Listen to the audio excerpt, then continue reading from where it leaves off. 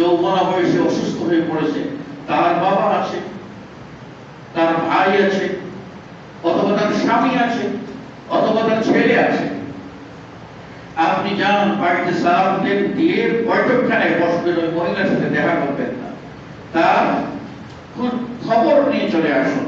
বাবা, তোমার মা কেমন আছে, ভাই ভাবি কেমন আছে, আমার সালাম দিয়ে। অসুস্থ মানুষ দোয়া করলে দোয়া কবুল হয়। আমি দোয়ার জন্য আসছি, উনি যেন আমার জন্য একটা দোয়া করে, আমিও দোয়া করি আল্লাহ যেন তাকে সেবা দান। এটা আপনি করতে পারেন।